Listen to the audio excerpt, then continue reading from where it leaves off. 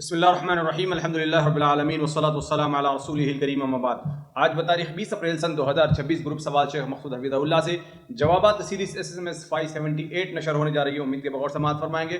Group number 3 شروع کرتے ہیں۔ شیخ محترم پہلا سوال ہے، ساتھی پوچھتے ہیں کہ شیخ ہم مغربی ممالک میں رہتے ہیں، یعنی ان کی بہن جو ہے نا بیوہ ہوئی ہے، تقریباً 78 سال کی ایج ہے ان کی، اور حالت عدت میں ہے، تو چاہتے ہیں کہ فیملی کے ساتھ عمرے پر لے کر جائیں، تو کیا ان کا عمرے پر لے کے جانا جائز ہوگا یا نہیں ہوگا؟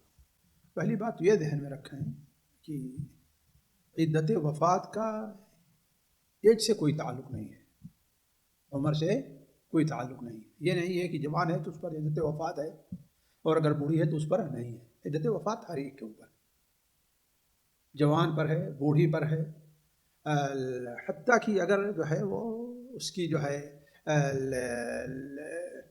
یعنی وہ رخصتی اگر مثلا ہوئی ایک ہی دن کیوں نہیں رہی، علی کل حال رشتہ ازدواجیت قائم ہے تو عدت ہے اس کی، یہ بات ذہن میں رکھنی چاہیے۔ دوسری بات یہ ہے کہ عدت وفات گزارنے والی عورت کیا وہ ضروری کام جس کے لیے نکلنا ناگزیر ہوتا ہے، انسان کی زندگی کا حصہ ہے، وہ انسان کی زندگی کا ایک حصہ ہے۔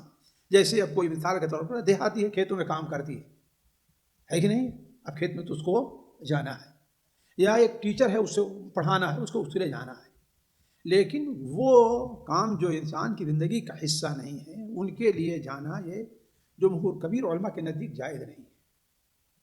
بعض ظاہریہ اگر اس سے بھول نہیں ہو رہی تو حضرت عائشہ سے مروی ہے کہ وہ لے کر کے عمرہ وغیرہ کے لیے جایا کرتی تھی، ہے کہ نہیں ہے، لیکن ہے کہ عموماً علماء کا خیال ہے کہ وہ اس کے لیے جائز نہیں ہے۔ کیوں؟ اس لیے کہ حج اور عمرہ ضروریات زندگی میں سے نہیں ہے۔ اگر وہ عورت ہوتی بسا اوقات اس کے اوپر حج واجب تھا، جیسے ہوتا ہمارے یہاں بسا اوقات فارم بھر دیا تھا اس نے، ہے کہ نہیں ہے، ایسے حادثات پیش آئے، ان میں ایک شوہر کا انتقال ہو گیا کسی کا، تو ٹھیک ہے ہم اسی صورت میں کہیں گے چلو فتوے پر عمل کر کے وہ جائز، لیکن حسن ہمارے ہندوستان پاکستان دوبارہ کیا ہے، اتنا پیسہ جمع کرنے یا جانا کیا ہوتا ہے، ایک مشکل ترین کام ہو جاتا ہے۔ اب تو یہاں سے بھی یہی صورتحال ہو گئی ہے، 21 سال پیسہ جمع کیا ہوتا ہے، آئندہ سال نو موقع ملے، چلو ٹھیک اس کے اوپر عمل کر لیں، لیکن عام حالات میں اس کی اجازت نہیں ہے۔ جی تو یہ اجازت حج کے ساتھ خاص رہے گی یا عمرے کے لیے؟ ہر ایک کے لیے بھی، عمرہ اگر جو ہے عمرے واجبہ میں کر رہی ہے تو ٹھیک ہے، نہیں تو نہیں۔ جی یعنی فیملی کے ساتھ ٹکٹ بک ہے وہ پہلے سے پورا سب جی جی ٹھیک ہے، پہلے سے، چاہے عمرے کے لیے ہو یا حج کے لیے ہو تو ٹھیک ہے، ورنہ نہیں۔ جی اگر واجب عمرہ نہیں ہے تو یہ واجبی حج نہیں ہے تو اس کے لیے نہ جائے گا۔ جی شیخ، اسی کے قریب کا سوال ہے، جیسے کہ ساتھی پوچھتے ہیں کہ عدت گزارنے والی عورت کیا عیدگاہ جا سکتی ہے؟ بھائی دیکھیے، یہ نکلنا جو ہے وہ میں نے جہاں تک سمجھا ہے جا سکتی ہے۔ کیوں؟ اس لیے کہ اولا تو اس کے لیے سفر کی ضرورت نہیں ہے۔ اللہ کے رسول صلی اللہ علیہ وسلم سے غزوہ احد میں جن صحابہ شہید ہوئے تھے ان کی بیویوں نے کہا کہ اللہ کے رسول ہم اپنے گھر میں الجھن، تو آپ نے فرمایا کہ ٹھیک ہے نکل کر کے ایک دوسرے سے بیٹھو، باتیں کرو، البتہ رات گزارنے کے لیے اپنے یہاں چلی آیا کرو۔ اور خاص طور پر جانتے ہیں عیدین جانے کے لیے کیا ہے وہ تاکید، لیکن شرط یہ ہے کہ وہ زیب و زینت اختیار نہیں کرے گی، عام لباس میں رہے گی۔ عام لباس کا معنی یہ نہیں کہ صاف کپڑا نہ رہے، لیکن سادے جو کپڑے ہوتے ہیں، عام سادے کپڑے، زرق برق لباس وہ نہ پہنے، استعمال کرے، خوشبو نہیں استعمال کرے، جائے اور پڑھ کر کے چلی آئے۔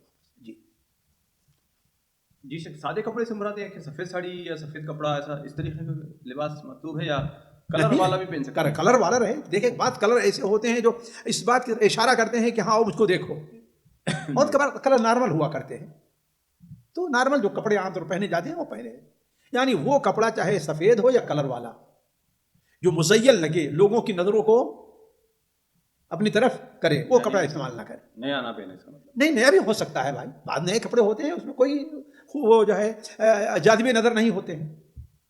جی اس کے لیے کوئی رنگ جو ہے بیوہ کے لیے کوئی خاص نہیں، کالا رنگ ہو یا سفید رنگ ہو کوئی خاص نہیں ہے۔ جی جیسے پچھلی مجلس میں آپ نے کہا تھا کہ یہ ہماری بات چل رہی تھی کہ مسجد نبوی میں جانے کی، ہاں، لیکن اس کو آپ یہ نہ بھولیں کہ وہ جو ہے آپ کیا کہہ رہے تھے کہ وہ جہاں رہتی تھیں زیارت کی ہوں گی، اب جدہ میں رہتی کیا کرنے جائیں گی، اس میں سفر کی ضرورت بھی پڑے گی، وہاں جانا ان کے لیے واجب بھی نہیں ہے، مؤکد بھی نہیں ہے، تاکیدی بھی نہیں ہے، عمر کی سنتوں میں بھی نہیں ہے، تو کیا کرنے جائے گی وہ؟ نہیں، میں نے یہ کہا تھا کہ اگر ان کی فلائٹ وہاں سے ہے، 5-6 دن رکنا بھی ہے ان کو، مدینے کے اندر ہوٹل ہے، بک ہے، یہ ساری صورتحال یہ آج آپ کہہ رہے ہیں وہ یہ نہیں پہنچ دن آپ نے نہیں کہی تھی. میں نے کہا فلائٹ کا تو میں نے کہا تھا نہیں، کہ یہ اگر فلائٹ وہاں سے 4-5 دن ہے. ہاں آپ نے یہ نہیں کہ ہاں 4-5 دن وہاں رکنا ہے یہ کرنا ہے. 5 دن تو چلے نہیں بولا ہوگا, ہاں لیکن فلائٹ کا تو بتایا تھا. ہاں تو فلائٹ ٹھیک ہے, جدہ سے جائیں ایئرپورٹ چلے جائیں, کہیں جانے کی ضرورت بھی نہیں ہو, ٹھیک ہے ایئرپورٹ چلے جائیں جدہ سے, اگر وہاں سے ان کی فلائٹ ہے تو مدینہ سے اگر فلائٹ ہے ہاں تو ٹھیک ہے چلے جائیں. لیکن ہے کہ اس کے لیے وقت نکالا جاتا ہے, جیسے آج کل تو وہ کیا یا بک کیا جاتا ہے, سب کی ضرورت نہیں ہے. جی نہیں, اگر مدینہ اگر ان کی اگر پہنچ ہو ہی رہی ہے فلائٹ کے لیے تو جب جا سکتی ہے مدینہ, جا سکتی ہیں, اور سنت نہیں ہے, لیکن چلو کوئی وجہ نہیں. ہاں یعنی منع یہ ہے کہ خاص طور پر سفر اس کے لیے نہ کرے. اس میں آخری سوال یہ ہے کہ لوگ پوچھتے ہیں کہ عدت وفات ہے اور عدت طلاق ہے, دونوں میں کیا فرق ہے؟ زمین آسمان کا فرق ہے. عدت طلاق کے اندر جو ہے وہ یہ نہیں ہے کہ عورت خوشبو استعمال نہ کرے, یہ نہیں ہے, اور عورتوں کے درمیان میں رہ رہی ہے, اچھے کپڑے نہ پہنے, یہ نہیں ہے کہ نہیں, بلکہ اگر طلاق رجعی ہے, شوہر کے یہاں رہے تو اس میں چیز استعمال کرے گی, ہے کہ نہیں, وہ ایک شوق کا معاملہ ہے, یہاں شوق کا نہیں ہے. عدت طلاق کے اندر وہ پابندیاں نہیں ہیں کہ زینت اختیار کرنے کی, اس کی کوئی پابندی نہیں. یعنی نارمل جیسے رہتی ہے عورت ویسے ہی رہے گی. ہاں رہے گی, ہاں نارمل رہے گی. اچھا, کام کاج میں خود تو بات ہے کہ طلاق عدت کی طلاق میں کام وغیرہ تو کر سکتی ہے, کچھ نہیں, کوئی ممانعت وفات کی عدت میں کام کر سکتی ہے, کون نہیں ممانعت ہے.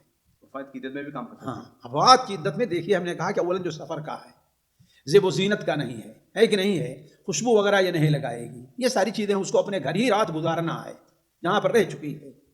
جی سفر تو پھر 70-80 کلومیٹر بھی جا کے آ سکتی ہے روزانہ میں, اور اگر جو ہے وہ اس کے لیے یہ ہے نا, کام کے لیے ہے, جیسے وہاں پر اس کی نوکری ہے, ٹھیک ہے جا سکتی ہے, آ سکتی ہے, آ کر کے رات اپنے گھر میں گزارے. جی اچھا, دور اگر گھر ہے اور یہاں پہ شوہر کے پاس رہتی ہے تو یہ سب فرق کیا ہوگا؟ شوہر کا گھر ادھر ہے, رہتی کہیں اور دور ہے, تو عدت اب کیسے گزارے گی؟ جاب کا بھی مسئلہ آ جائے گا اس کے لیے. نہیں تو شوہر اس کا کہاں رہتا ہے, چھٹی لے لے وہاں سے جاب کے لیے,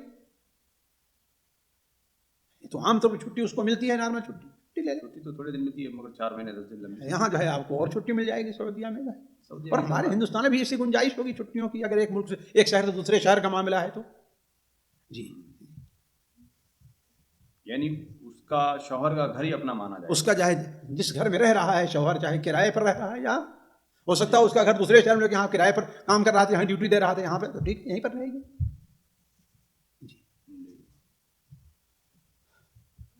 جی اگلا سوال ہے, ساتھی پوچھتے ہیں شیخ محترم, جیسا کہ ہمارے یہاں درگاہ وغیرہ یا غیر مسلموں کے جو تہوار جترا وغیرہ ہوتا ہے, اس موقع پر بڑی مارکیٹ وغیرہ لگتی ہے اور جھولے وغیرہ لگتے ہیں, کھانے پینے کی اشیاء دکانیں بنتی ہیں, تو ایسے موقع پر بچے ضد کرتے ہیں کہ وہاں پر انہیں یعنی جھلایا جائے, کھلایا جائے, تو بعض نے کہا کہ یہاں پر جانے سے کوئی عبادت قبول نہیں ہوتی ہے, تو اصل حکم کیا ہے اس کا؟ بھائی دیکھیے, مجھے یہ تو کہیں نہیں کہ ہاں عبادت قبول نہیں ہوتی, البتہ یہ ہے کہ تعاون علی الاثم والعدوان ہے, تعاون علی الاثم والعدوان ہے, اس لیے ایسے جا کر کے ان کی بھیڑ کے اندر اضافہ نہیں کرنا چاہیے. جی یعنی وہاں سے خرید و فروخت وغیرہ بھی اگر کوئی مارکیٹ آفر وغیرہ اگر آفر وہاں تو کوئی حرجہ نہیں ہے, اس سے جو ہے بھیڑ کے اندر اضافہ نہیں کرنا ہے, وہ تو لگتا ہے اگر ہم جو ہے گئے اور دیکھا آفر لے کر چلے آئے, کوئی حرجہ نہیں, کوئی حرجہ نہیں, تو اس میں خریدا جا سکتا ہے. جی خریدا جا سکتی ہے. جی اگلا سوال ہے, ساتھی نے ایک پوسٹ بھیجی ہے جس میں دعویٰ کیا گیا کہ گھر کی تعمیر میں مشرق و مغرب وغیرہ کا خیال رکھنا چاہیے, اور انہوں نے دلیل کے طور پر کعبۃ اللہ کو بھی فوٹو بنا کر بھیجا کہ دیکھیے اس کی ایسی بناوٹ ہے, ان کا اتنا تجربہ ہے, اس میں پیش کیا گیا ہے. تو ساتھی کا سوال یہ ہے کہ کیا یہ حقیقت ہے کہ مشرق و مغرب کا خیال رکھنا ہے, ورنہ صحت اور دولت وغیرہ میں خسارہ ہوگا؟ یعنی خانہ کعبہ سے متعلق کیا چیز ہے, اس کی وضاحت کریں. یعنی خانہ کعبہ کا دروازہ مشرق ہے تو اپنا دروازہ مشرق طرف ہونا چاہیے, جی ایسا ہی کچھ. پرنالا اگر جو ہے وہ مغرب شمال کی طرف ہے تو شمال طرف ہونا چاہیے. جی بیوقوفی کی بات ہے, یہ جہالت ہے. اللہ کے رسول صلی اللہ علیہ وسلم نے مسجد تعمیر کی تھی, مسجد قباء اور مسجد نبوی, تو اس کا اہتمام کیا تھا. آپ نے ازواج مراد کم سے کم 9-10 گھر تیار کی, اس کا آپ نے اہتمام کیا تھا. یہ ایک الگ مسئلہ ہے کہ ہر جگہ کے لحاظ سے آب و ہوا کا لحاظ گھر کے اندر رکھنا چاہیے, لیکن وہ خانہ کعبہ کے طرز پر یہ چیز جو ہے وہ محل نظر ہے. آج تک کسی عالم نے, کسی محدث نے, کسی فقیہ نے, کسی صحابی نے یہ بات کہی ہے؟ اور سب سے پہلے اللہ کے رسول صلی اللہ علیہ وسلم کو لے لیجیے, آپ صلی اللہ علیہ وسلم نے کہیں ایسا کیا ہے؟ اگر ٹھیک ہے, اس کا اصل میں دیکھیے بعد میں یہ بہت بڑی ضلالت اور گمراہی کا سبب بن سکتا ہے. یہ مثال کے طور پر ایک شخص نے اسے اپنا گھر بنایا اور اس کو فائدہ ہو گیا، اور ایک شخص نے ایسا کرا اس کو نقصان ہو گیا، تو نتیجہ کیا نکلے گا کہ لوگوں کے ہاں وسوسہ اور بدگمانی جو ہے اسے پیدا ہو جائے گی نا، گویا کہ ہاں یہ ایک حق ہے، وہ شریعت ہے، سنت ہے. جی نہیں، اس کی قطعاً جو ہے اس سلسلے میں اس پر توجہ دینے کی ضرورت نہیں ہے. ہر آدمی دیکھیں، ہر جگہ جو ہے بسا اوقات دیکھیں گھر کی کیفیت بسا اوقات دروازہ مشرق طرف رکھنے میں سہولت ہوگی، عام ہوا آئے گی، اور بسا اوقات مغرب طرف رکھنے میں. اب مشرق کی طرف جس کا گھر ہے، ایک آدمی کا دروازہ کھلا ہے، ادھر کیا ہے، گلی بڑی تنگ ہے، کہیں سے ہوا کی گنجائش نہیں ہے، اور مغرب طرف سے کیا ہے، روڈ ہے، اس کشادہ ہے. تو آپ کہیں نہیں مغرب طرف رکھو، اس لیے خانہ کعبہ کی دروازہ کیا ہے، مغرب کی طرف ہے. یہ چیز جو ہے بالکل عقل میں آنے والی بات نہیں، شرع کی بات تو چھوڑ دیجیے آپ. جی یعنی ایسا کوئی چیز شریعت میں کوئی چیز ایسی شریعت میں نہیں ہے میرے علم کے مطابق، واللہ اعلم. جی. اگلا سوال ہے، ساتھی پوچھتے ہیں کہ کوئی اپنا ولیمہ 15 دن کے بعد کرنا چاہے تو کر سکتا ہے یا نہیں، کسی مجبوری کی وجہ سے؟ کسی مجبوری کی وجہ سے ہوتی ہیں کچھ مجبوریاں بنا لی جاتی ہیں. کچھ مجبوری ہوتی، کچھ مجبوری بنائی جاتی ہے نا. آپ 15 دن ولیمہ کون سا ولیمہ ہوگا، اللہ عالم. نہیں، جیسے میری بھائی بہن کی میری شادی، سمجھ میں تو نہیں آتا کہ شادی، اس میں ایک کی شادی اور ایک کی شادی میں تھوڑی سی تاخیر ہو جائے تو وہ ظاہر سی بات ہے، لگتا ہے کہ دونوں بھائیوں کا ولیمہ ایک ساتھ کرنا چاہیے، یا بہن کی شادی میں بھائی کا ولیمہ کر دیا جاتا ہے. یہ کون سی یہ سنت کا طریقہ ہے کہ بہن کی شادی میں بھائی کا ولیمہ کیا جائے؟ یہ کون سی سنت ہے؟ غریب کی وجہ سے لوگ کرتے ہیں. اللہ عالم، آج کل کے حالات اور واللہ عالم. کہہ دیا نا 15 دن کے بعد کون سا ولیمہ ہوگا، اللہ عالم. ولیمہ یہ ہے کہ چلو 1 دن 2 دن 3 دن کہنے کی بات ہے کہ نہیں ہے، یعنی ایک جو ایک حدود کے اندر رہے. لیکن ایک 15 دن کوئی آئے گا 1 مہینہ کہے گا، ارے 15 دن 1 مہینے کو نہیں ہو سکتا، پھر 3 مہینہ، پھر 6 مہینہ. اس لیے جو دروازہ آپ نے کھول دیا 15 دن کا، تو 15 مہینہ بھی ہو سکتا ہی نہیں ہو سکتا ہے. اس کی روکنے کی جو ہے وہ لیمٹ کیا ہوگی؟ اب آپ کہیں گے ہاں بھائی عرفاً کیا ہے، وہ لیٹ نہ ہو، 1 دن ہے 2 دن ہے، عرفاً لیٹ نہیں مانا جاتا. جی اگلا سوال ہے، ساتھی پوچھتے ہیں کہ شیخ محترم چھپکلی کا پیشاب پاک ہے یا ناپاک ہے؟ پیشاب یا جو بھی گندگی کرتی ہے اوپر سے گر جاتی ہے تو کیا ہے اس کا حکم؟ ہاں یہ دیکھیے،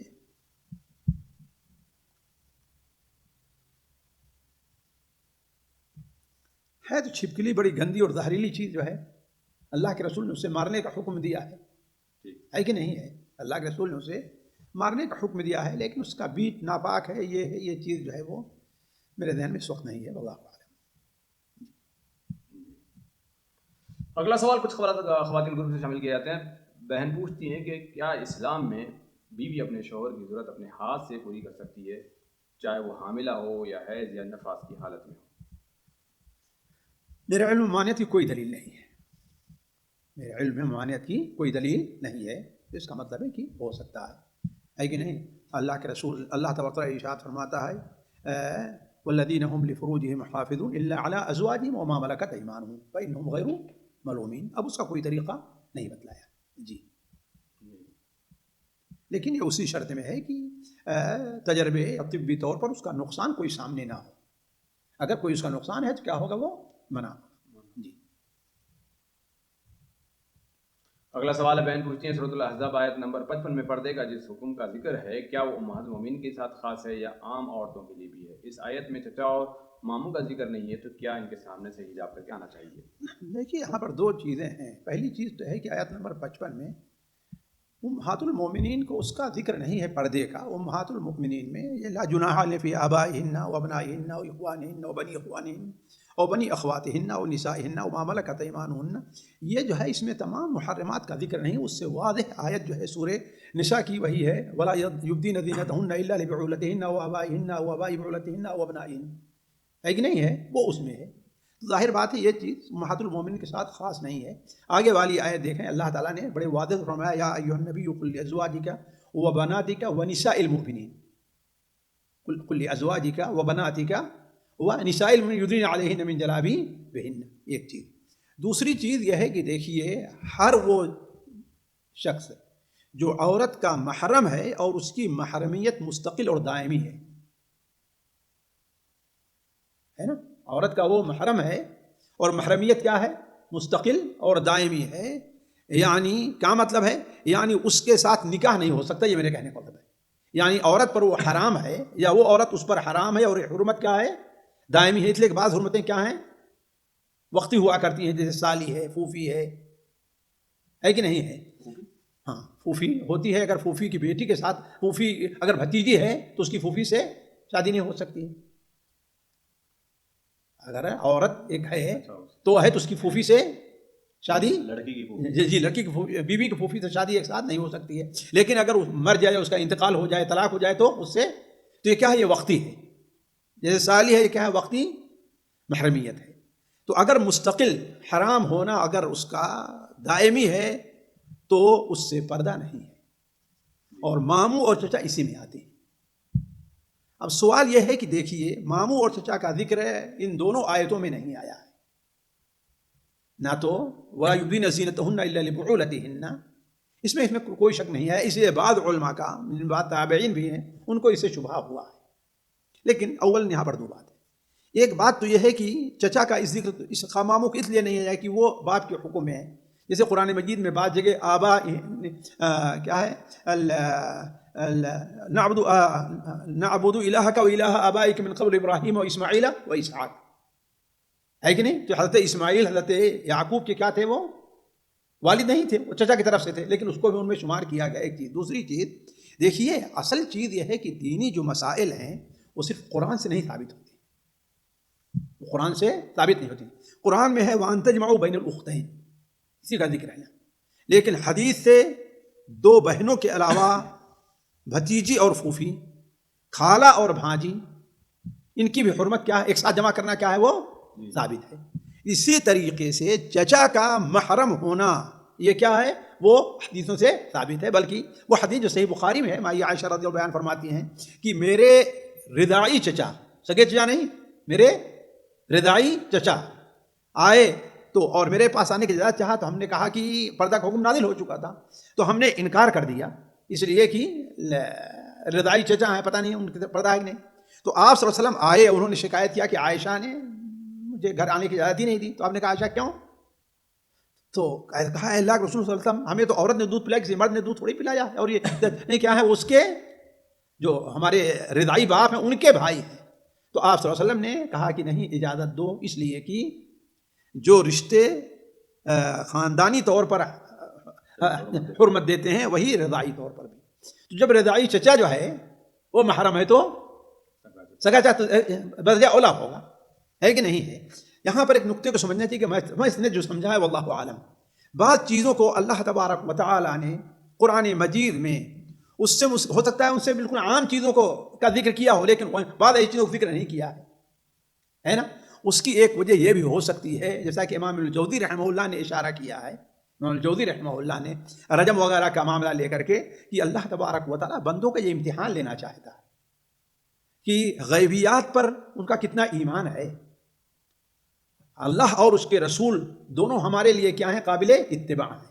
رسول صلی اللہ علیہ وسلم اللہ تعالیٰ کی طرف جو بات بتائیں، چاہے قرآن میں مذکور ہے یا مذکور نہیں ہے، وہ ہمارے لیے قابل اتباع ہے. تو اس آزمانے کے لیے اللہ تبارک و تعالیٰ چیزوں کا ہوتا ذکر نہ کیا ہو، انہیں میں چچا اور ماموں بھی جی علی کل حال وہ محارم میں داخل ہیں. جی اگلا سوال ہے، بہن پوچھتی ہیں شیخ رسول اللہ صلی اللہ علیہ وسلم جو 2 رکعت نماز عصر کے بعد اور 2 ضحیٰ کی نماز پڑھتے تھے، کیا وہ 40 ثابت شدہ رکعت کے علاوہ تھی؟ بھائی دیکھیے، اصل میں امام القیم رحمہ اللہ نے جو لکھا ہے، شاید ہم نے کہیں بیان کیا اور مجھ سے غلطی ہو گئی کہ آپ 40 رکعت نفل پڑھتے تھے. نہیں، 40 رکعت آپ یومیہ جو ہے اس کا اہتمام کرتے تھے. ان میں 17 رکعت کس کی تھیں؟ 17 رکعت یہ فرض ہیں، اور 12 رکعت کی کیا ہیں؟ یہ سنتیں ہیں. کتنی ہو گئیں؟ 17 اور 12 29 ہو گئیں. اور 11 رکعت تہجد کی نماز تھی آپ کی، یہ کیا ہو گئیں؟ 40. تو امام القیم نے شاید زاد المعاد میں جو ذکر کیا وہ 41 کا یہ ذکر کیا ہے. البتہ بعد وہ نفل جو تاکیدی نہیں تھی اور اللہ کے رسول صلی اللہ علیہ وسلم سے ہیں، وہ اس کو الگ ہے، وہ 40 بھی ہو سکتے ہیں، اس سے زیادہ بھی ہو جائیں گی، اس سے زیادہ بھی ہو جائیں گی. اس لیے کہ اللہ کے رسول صلی اللہ علیہ وسلم سے حضرت علی سے، جیسا کہ مسلم احمد وغیرہ میں وارد ہے کہ آپ جو ہے عصر سے پہلے 4 پڑھا کرتے تھے، ہے کہ نہیں ہے. سنن نسائی میں صحیح سند کے ساتھ ہے کہ من حافظ علی 4 رکعات قبل الظہر و 4 بعدها، اللہ تعالیٰ اس کو جہنم میں حرام دیکھیں تو شاید جو ہے نوافل جو ہے وہ کچھ کم رہیں یا اس کے برابر تقریباً ہو جائیں 40، بلکہ اس سے شاید زیادہ بھی ہو جائیں. جی اگلا سوال بہن پوچھتی ہے کہ یہ کیا کہنا صحیح ہے کہ اللہ تعالیٰ کی جو رحمت دنیا میں بھیجی گئی ہے وہ قیامت کے بعد واپس ہو کر اللہ تعالیٰ کے 99 رحمتوں کے ساتھ مل کر دوبارہ 100 رحمتیں ہو جائیں گی؟ دیکھیے بعض حدیثوں سے اس طرف اشارہ ملتا ہے، بعض حدیثوں سے اس میں اشارہ ملتا ہے، جیسے کہ صحیح مسلم میں حضرت سلمان فارسی رضی اللہ عنہ روایت ہے کہ فیکملہ اللہ تعالیٰ اس کے ذریعے کیا اس کو 100 پورا کر دے گا، 100 پورا کر دے گا. لیکن دیکھیے اصل بات یہاں اس پر توجہ دینی چاہیے کہ وہ حدیث کا ورود جو ہے وہ بطور اللہ تعالیٰ کی رحمت سے اس پر کی وسعت کے بیان ہے، اور اللہ تعالیٰ کی رحمت سے مایوس نہ ہونے کی بیان ہے، تاکہ قیامت میں کوئی بندہ ایسا کام کرے جو اللہ تعالیٰ کی رحمت کو کے اسباب بنتے ہیں، تاکہ اللہ تعالیٰ کی ان رحمتوں کے قیامت مستحق ٹھہر جائے. اصل مقصد جہاں تک حدیث کا وہ ہے. جی اگلا سوال ہے بہن پوچھتی ہے شیخ محترم بعض علماء خاص طور پر رمضان کے آخری 10 دنوں میں صدقہ کرنے کا کہتے ہیں، ان کے پاس اس کی کیا دلیل موجود ہے جبکہ اللہ کے رسول صلی اللہ علیہ وسلم پورا مہینہ کثرت سے صدقہ کیا کرتے تھے؟ بھائی دیکھیے وہ صرف اس وجہ سے کہ افضل ترین عشرہ کون ہے؟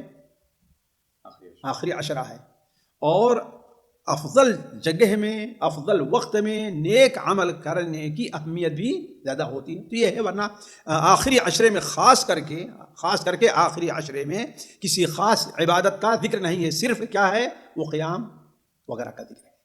من قام لیلۃ القدر ایمانا واحتسابا، اور اللہ کے رسول صلی اللہ علیہ وسلم کا یہی معمول بھی رہا ہے کہ آپ صلی اللہ علیہ وسلم قیام دعا وغیرہ اس کا اہتمام کرتے تھے. جی اگلا سوال بہن پوچھتی ہیں کیا صلاۃ استخارہ کسی نیک کام کے کرنے سے پہلے بھی پڑھی جا سکتی ہے جبکہ خدشہ ہو کہ اس میں دھوکہ دہی یا نقصان نہ ہو جائے؟ بھائی دیکھیے نیک کام اگر ایسا ہے کہ جس کا نتیجہ کیا نکلے گا وہ اچھا یا برا وہ معلوم نہیں ہے تو اس کے لیے کر سکتے ہیں. اس میں مثال دوں، ایک شخص کو، ایک عورت کو، ہماری بہن کو، چونکہ عورتوں سے مثال دیں عورتوں کی طرف سے ہے، اس کو کسی مدرسے میں تعلیم کے لیے بلایا جا رہا ہے. اب ظاہر بات ہے نتیجہ کیا نکل سکتا ہے پتہ نہیں، میں چل پاؤں ان لوگوں کے ساتھ نہیں، آج کا ان کا جو نظام ہے یا میرے گھر کا جو معاملہ ہے میں اس کے ساتھ پورا کر پاؤں کہ نہیں پورا کر پاؤں گی، یا یہ ہے کہ اس مادے کے اندر وہ کمزور ہو جو پڑھانا ہے کہ نہیں ہے، یا تجوید کا معاملہ ہے کسی کا کمزور ہو پورا نہیں، ایسی چیزوں میں ہے. ورنہ اصل جو ہے جو خیر کے کام ہے اس میں استخارہ نہیں ہے، اس لیے کہ فاستبقوا الخیرات اس میں انسان کو آگے بڑھنا چاہیے. لیکن جیسے کہا کہ نتیجہ اگر کسی خیر کا اس میں تردد ہے، اس میں شبہ ہے تو اس کے لیے استخارہ کر سکتا ہے. امید ہے بات واضح ہو گئی ہوگی. جی اگلا سوال بہن پوچھتی ہیں اگر کوئی والد اپنی اولاد کے درمیان برابر حق نہیں کرتا، مثلا جس بیوی کا انتقال ہو چکا ہے اس کے بچوں کو کرائے کے گھر میں رکھا ہوا ہے اور جس کی بیوی ہے اس کے بچوں کو اپنا ذاتی گھر بنا کر دیا ہے، تو ایسی صورت میں اولاد کیا کرے؟ صبر کرے، صلح و سلامتی کے ساتھ اس کا مطالبہ کرے، اور اگر نہیں ہے تو صبر کرے. اللہ تبارک و تعالیٰ نے ایک گھر رکھا ہے جہاں ہر ایک کو اس کا حق ملنے والا ہے کہ نہیں ہے. والد ہے، ظاہر بات ان کے ساتھ مار پیٹ تو کر نہیں سکتے، لڑائی کریں گے تو ظاہر بات ہے بسا اوقات معاملہ کیا رہے، لیکن باقی چلتے چلتے کیا معاملہ آگے بڑھ جاتا ہے جس میں والدین کے ساتھ کیا ہو سکتی ہے، وہاں پر ان کے ساتھ بدسلوکی بھی ہو سکتی ہے. تو ٹھیک ہے آپ ان سے مطالبہ کیجیے، آپ ان کو سمجھائیے، درمیان میں لوگوں کو ڈالیے، ان لوگوں کو کسی اہل علم کا جس کا ان کے اوپر اثر ہو، لیکن نہیں ہے تو اس کے بعد صبر سے کام لیجیے. جی یعنی کورٹ کچہری تک نہیں جا سکتا بندہ؟ کورٹ کچہری تک یہی میں کہہ رہا ہوں کہ یہ ذرا زیادہ مناسب نہیں ہے، میں نہیں سمجھتا، بلکہ کہیں ناجائز حد تک نہ ہو جائے. کیوں؟ اس لیے کہ آپ جانتے ہیں کہ کورٹ کچہری میں جانے کے بعد معاملات اور بھی بگڑتے جاتے ہیں. خاص طور پر آج کل ہمارے یہاں جو کورٹ کچہری کا معاملہ ہے، اگر سعودیہ کی طرف ہوتا ہے کہ ہاں بھائی قاضی ہوتا ہے، نیک ہوتا ہے، عموماً جو ہوتے ہیں ویسے ہر جگہ، لیکن عموماً کیا ہے وہ صلح سمجھانے کی کوشش کرتے ہیں. عام طور پر یہاں جو ہم نے دیکھا ہے بلائیں کہ دونوں میں صلح کرانے کی کوشش کرتے ہیں. یہاں ہمارے یہاں کرانے ہے کہ ہاں بھائی وکیل کر لو، اور وکیل حق کو نہ حق، نہ حق کو حق. چھوٹی بات کو جو ہے بڑی بات بنا کر کے 10% کو 90% اور 90% کو 5% بنائے، ایسی بات نہیں. اچھا شیخ، یہاں پر اگر باپ کی اولاد کو، بعض اولاد کو، ایک بیوی کی اولاد کو اگر کرائے کے گھر کو ذاتی گھر میں رکھتا ہے تو یہ کیا فرق ہے؟ بھائی وہ محسوس کر رہے ہیں نا، اس لیے کہ کرایہ کا گھر کیا ہے، وہ جو ہے اس کو ذاتی گھر میں رکھنا صرف وقتی طور پر نہیں ہو سکتا ہے کہ وہ اس کے لیے لکھ دیا ہو، اس کو دے دیا ہو. اور اگر ایسا ہے کہ وہ اس نے جو ہے وقتی طور پر بنایا ہے اور مرنے کے بعد کیا ہوگا، گھر کس کا ہوگا؟ سب کا ہوگا، تو یہ الگ مسئلہ ہے. ٹھیک ہے، اس نے مصلحت دیکھیے، مصلحت سمجھیے.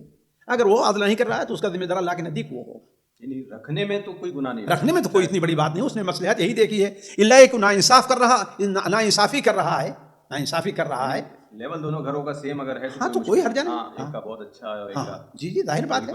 گرا ہوا گھر ہے، تو تب میرے خیال ایسے معاملات میں کیوں کورٹ میں جائیں، اس لیے بزرگی کا الرجی حساسیہ ہوتی، باپ کے سامنے کوئی عذر بھی ہوا کرتا ہے. اس طرح اب تم لوگ جو ہے پہلے سے رہ رہے ہو، ہے کہ نہیں ہے، اسی میں ہے تمہاری زندگی گزر رہی ہے، تو اس میں بسا اوقات کیا ہے ایک حساسیہ کا مسئلہ آتا ہے. اس لیے میں کہہ رہا ہوں کہ کورٹ وغیرہ جانا یہ چیز صحیح نہیں. اور خاص طور زندگی خراب ہونے کا امکان ہے تو نہیں، زندگی میں تمہیں کوئی حق نہیں بنتا اس سے مانگنے کے لیے کہ تم کورٹ جاؤ. زندگی میں وہ سارا اس کا ہے، وہ جیسا چاہے کہ اس کو دے. اب دینے میں ناانصافی کر اللہ کے نزدیک وہ ذمہ دار ہوگا، اب اس کو سمجھائیے. جی آپ کا نہیں ہے کہ آپ اس کا مطالبہ کیجیے. اس کو اپنے حق کا تو مطالبہ کر سکتے، اولاد نہیں کر سکتے. حق کیا ہے؟ آپ کو کھانے کے لیے دے رہا ہے کہ نہیں دے رہا ہے؟ اگر آپ نابالغ ہیں اور مجبور ہیں تو، اور بالغ ہیں تو کون سا آپ کا حق ہے؟ بالغ ہیں تو ٹھیک ہے، آپ اپنے ذمہ دار ہیں، آپ نے کھائیں پیے کمائیں، آپ کا کیا حق ہے؟